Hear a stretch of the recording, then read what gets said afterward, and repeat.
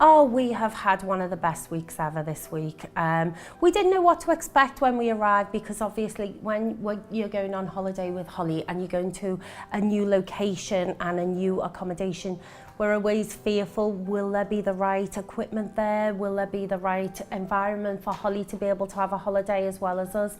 And I've got to say, we've been just totally blown away by when we arrived on Saturday. Everybody's just been so lovely to us. We've had an amazing time already. Holly obviously is very severely disabled and needs a lot of specialist equipment to enable us to just basically live each day, really. If we go on holiday to somewhere that doesn't have the right facilities for Holly, our workload increases tenfold, and Holly already requires, 24-hour care around the clock. So when you come to a place like Hannah's and you arrive and there's a portable hoist, there's an accessible bathroom, there's actually a hydrotherapy swimming pool which helps Holly, she loves that. To us, it's just like, we've won the lottery, we've come to an amazing place, it's fabulous. Holly's care is 24 hours a day. She's got epilepsy, she's got chronic lung disease, she's got, obviously you can see, she's got a tracheostomy which helps her to maintain her airway. She's gastrostomy, she's got severe osteoporosis. So her cares are quite extreme, and every day is we live by a very strict routine. She has up to about 15, 16 medications administered every 4 hours.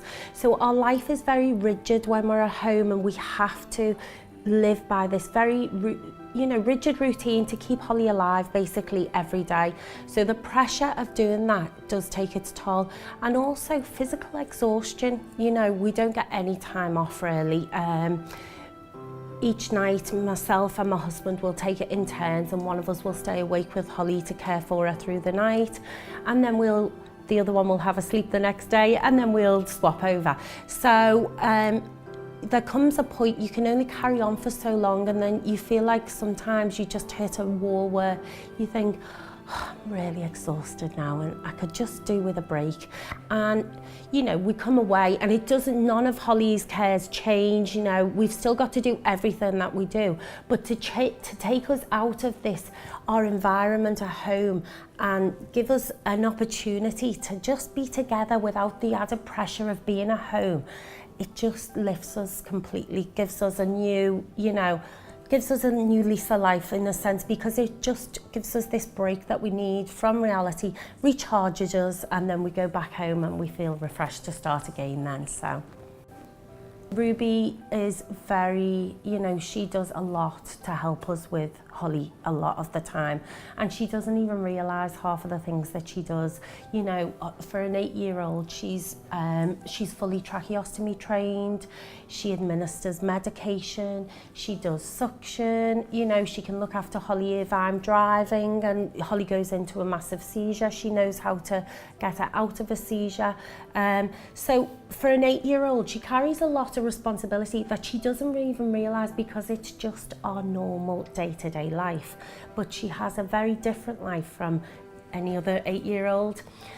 So to come away this week, we've done lots of fun things together, made lots of amazing memories, and that to me is so precious, for them to be together, have fun together, where they can both enjoy something, is priceless really.